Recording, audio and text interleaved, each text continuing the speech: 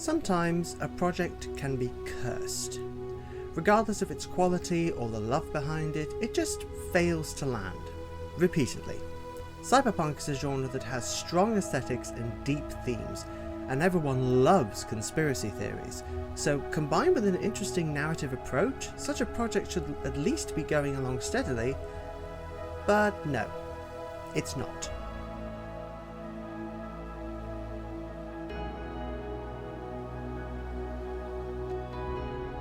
Hello and welcome to this opening episode of the third season of Author Talks, a one-person podcast where I, Thomas Wrightson, an author of sci-fi and other things, talk about things.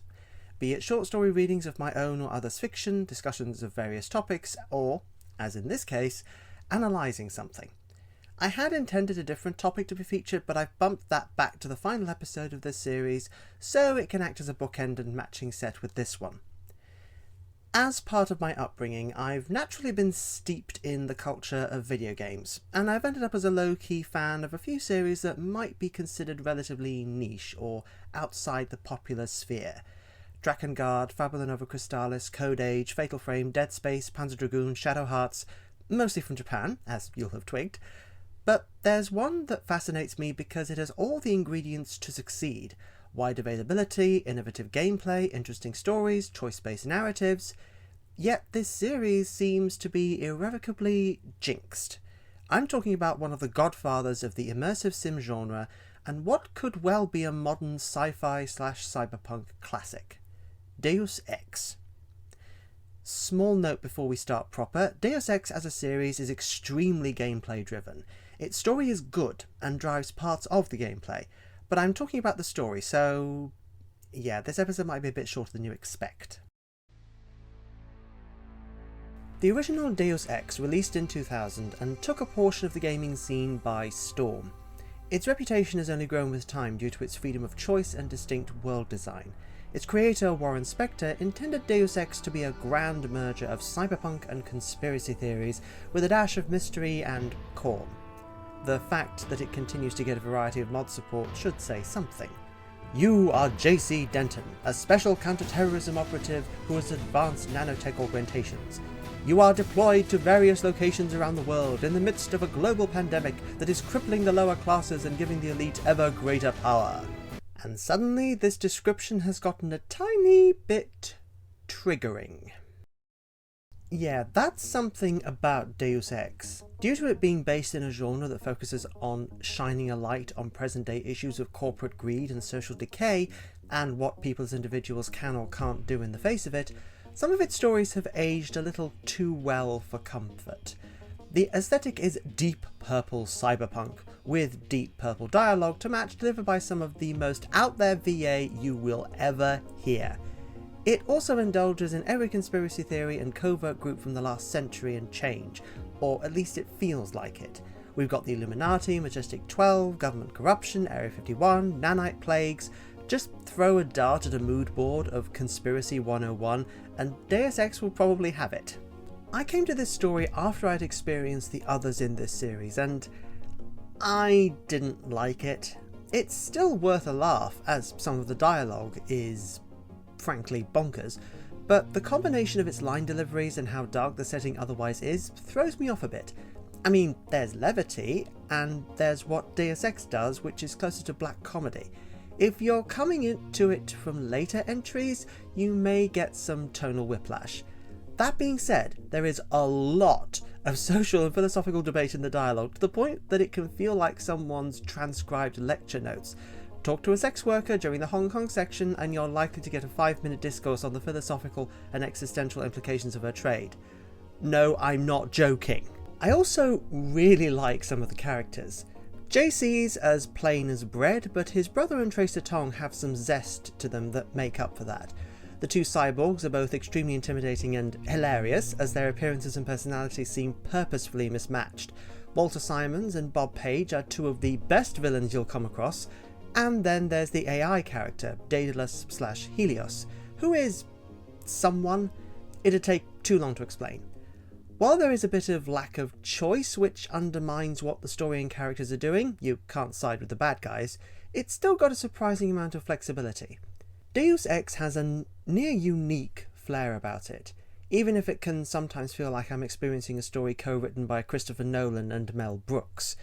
There was also a lot of content that just ended up not making it in, like a female option for JC Denton and a number of locations and other elements. But I can see why so many people liked it. If anything, they liked it too much, as they were not at all kind to its sequel.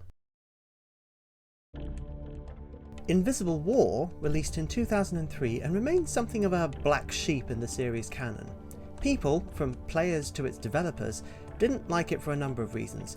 These ranged from technical compromises and lack of polishing time, to a change in tone and aesthetic, to something more explicitly sci-fi than the downtrodden metropolises of the original. Taking on the role of Alex D, a soldier navigating fluctuating alliances across the city-states of 2070's Earth, it's got a narrative as fluid as the alliances being made and broken from quest to quest. But this is my favourite Deus Ex story. That may be because I've got a soft spot for this particular kind of sci-fi world, but it also strikes an interesting tone. Its dialogues and quests have a more comfortable amount of humour to balance out the far grimmer tone of its narrative. Seducing your way into an apartment complex by voicing a wish to, effectively, be part of a gay threesome, resolving the feud between two rival coffee chains, doing corporate espionage in a techno music club. These quests had a wry wit to them that often made me smile, but it also has a serious story about personal identity and morality. It's the one game in the whole series that truly doesn't have a good or bad ending, and allows complete freedom of choice with alliances right up to the end. That means the characters are surprisingly morally grey, especially for a game of this time. Morally grey characters were very well established in books, films, television, but gaming was still a new art form. So having nothing to choose between secretly allied religious and government groups, pro-human extremists, an AI god, and augmented survivalists is surprisingly refreshing. If you described these factions outside the game, you might know which to choose, but in-game they don't make particularly good cases for any of their causes. Most people highlight this fluidity of choice as a weakness, but I respectfully disagree. That's the kind of ambiguity I've seen time and time again in modern advertisements and political discourse. The kind of petty, obviously hollow persuasive language that what they're selling is absolutely the best thing for everyone, trust me. It also plays into the fluidity of things, as Alex D can be either male or female, be of any major ethnicity. Who Alex D is doesn't matter, only what they become and how others seek to use them. Invisible War might have been the last Deus Ex title, as multiple attempts to create further titles fell into development hell and were cancelled or reworked into different projects before their original developer closed down. But a new team took on the challenge of reviving the series for a modern cyberpunk audience.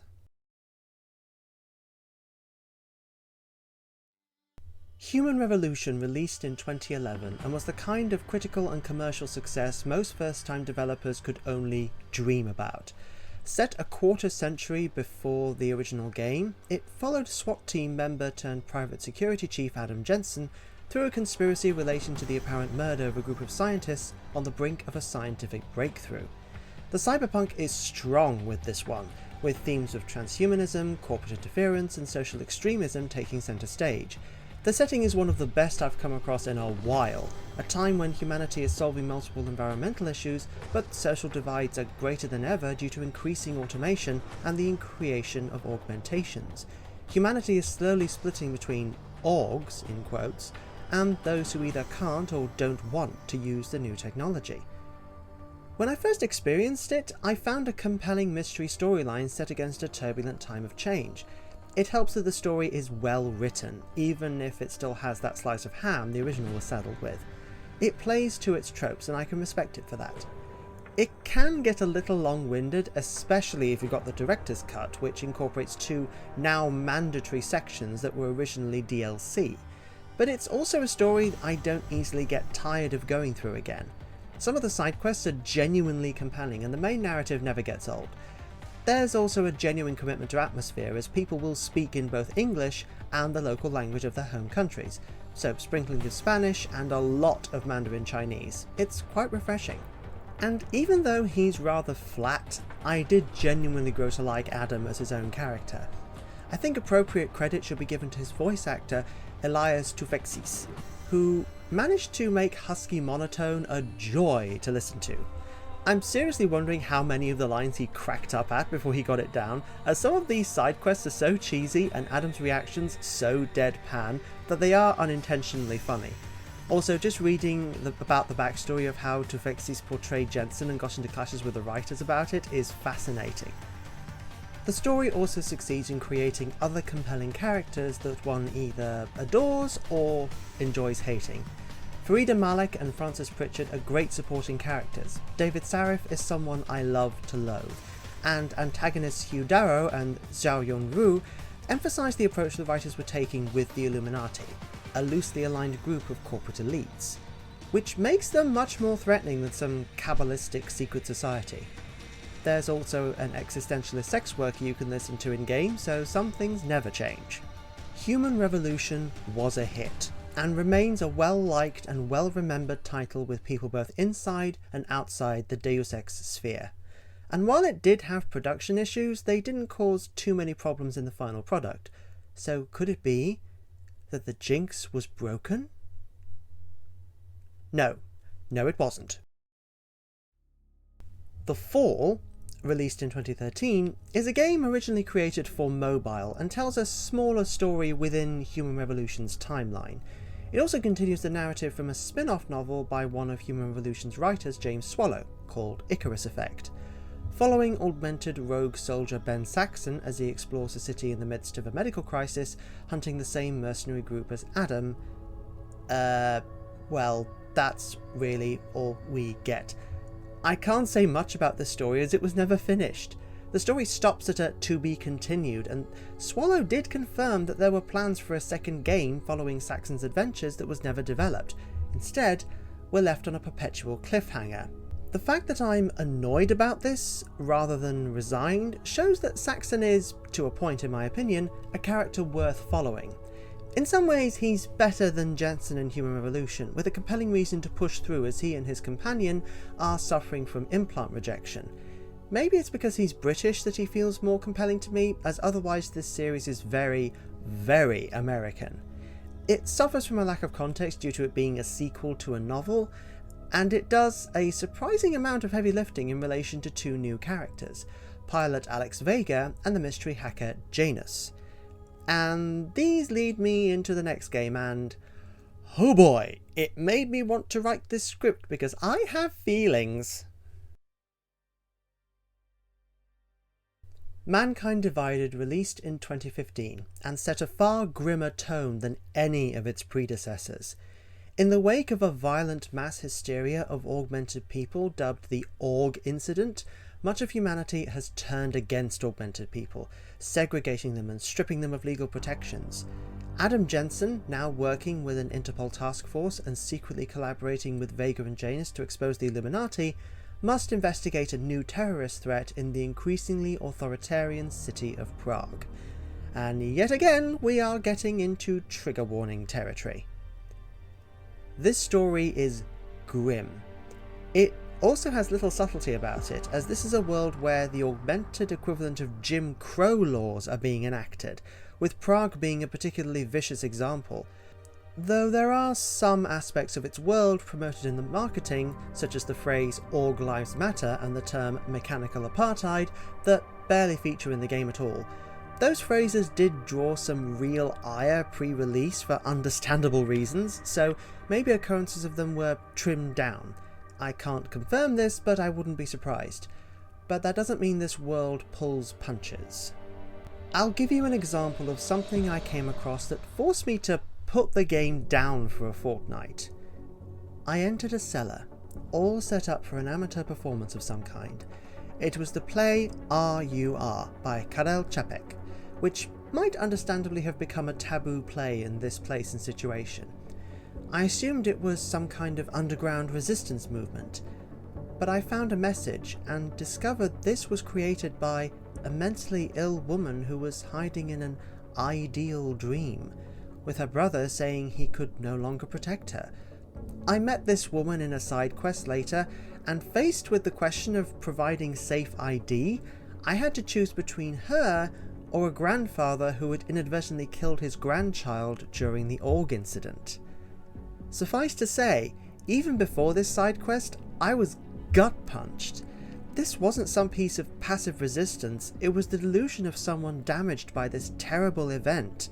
And during this side quest, I almost couldn't choose between the two augmented people who would otherwise have been transported to Golem City, a ghetto for the augmented who were slowly dying due to lack of medical care.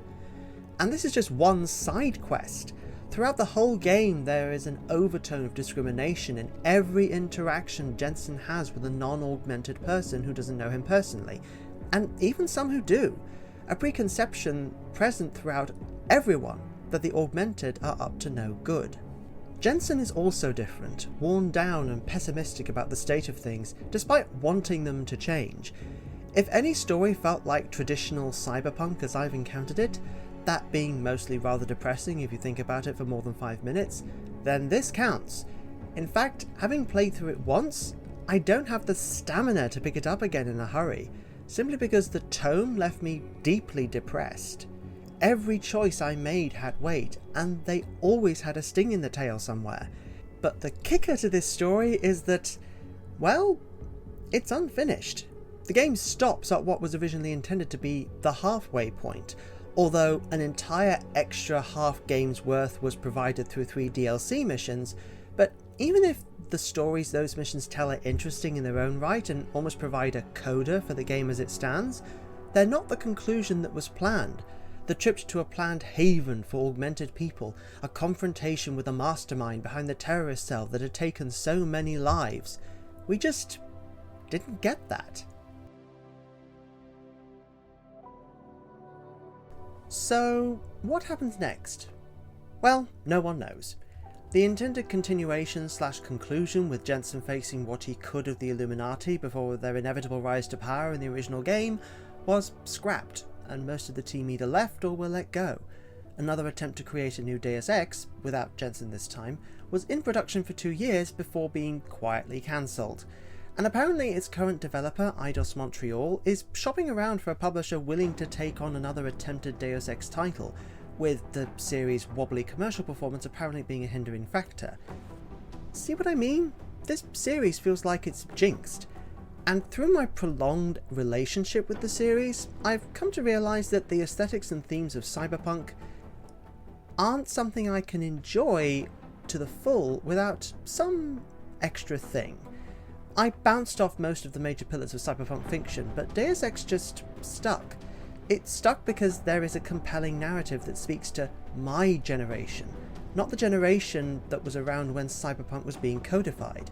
A world of corporate backstabbing, grey morality, personal ambition versus the good of all, and media manipulation, all tying into an ultimately tragic storyline about freedom and choice. Ironic then that this series has been repeatedly stymied by those same issues, the corporations, the media, crippling ambition. I can only hope that if Deus Ex can get at least one more entry, it can find a resolution for this world, a final farewell to tie things up somehow. The deadline-induced cliffhanger ending of Mankind Divided makes it worse, because it's clearly not signalling a good ending. I've enjoyed tragic narratives before, Drakengard and Nier are proof of that, but this story is too sad to remain unfinished, because it's too real. That may be why this series appears to be jinxed, because the issues it often touches on are too raw, too specifically modern to resonate with the kind of audience that justifies a modern AAA game budget.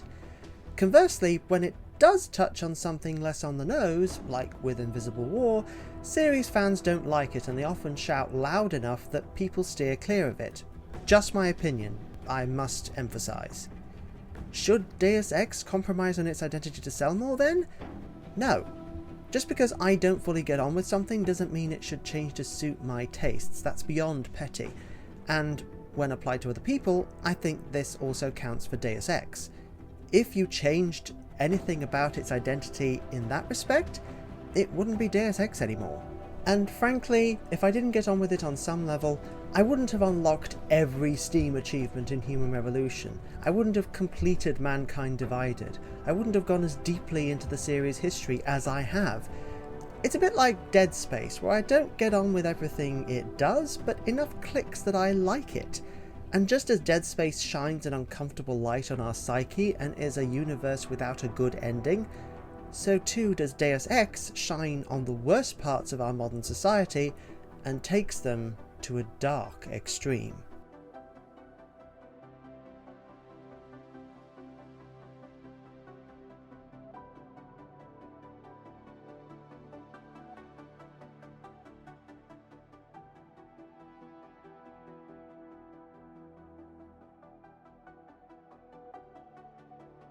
Well, that got a little heavy. I hope you enjoyed this small dive into the series story and that you don't feel too much triggered dread from how present some parts of this series still are, especially as we're just 2 years away from the time when Human Revolution is set.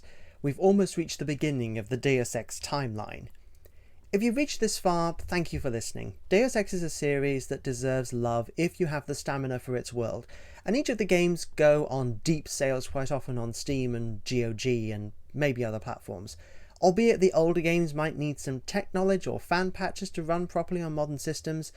Also, the developers have been pretty open about their highs and lows with each game, so if you've any interest in that aspect, it's very easy to find interviews and retrospectives. If you like this episode, please check out other episodes of my podcast, or if you're on YouTube, other things I've done. More episodes of this series will be coming in the near future, hopefully.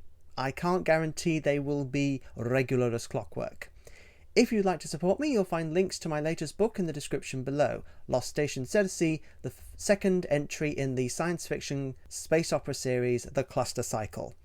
If you enjoyed, then do like, share, and subscribe for more content that will come in the future, I promise. So, ladies and gentlemen, and everyone in between, see ya!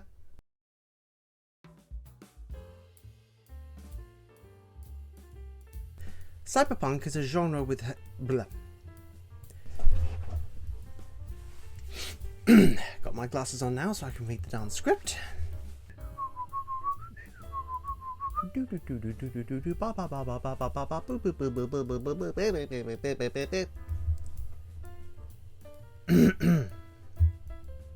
You are J.C. Denton, a special...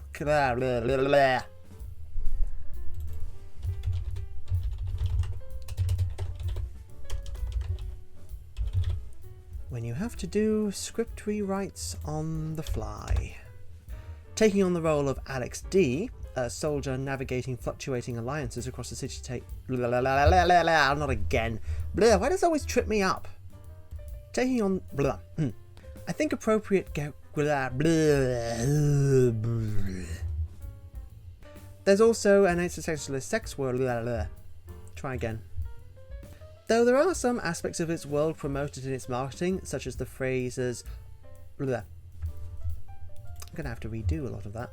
Jensen is also different, worn down and pessimistic about the state of things despite traffic driving outside my window at a relatively late hour, meaning that it's messed up the recording and I have to do it all over again. It's just a shame that due to production and such blah blah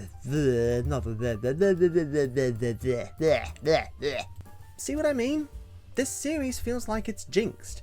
And it drives home the fact that while I can appreciate the aesthetics and themes of cyberpunk, Sorry, I need to rewrite that. Oh, good grief, that doesn't make any sense whatsoever. See what I mean? This series feels like it's jinxed.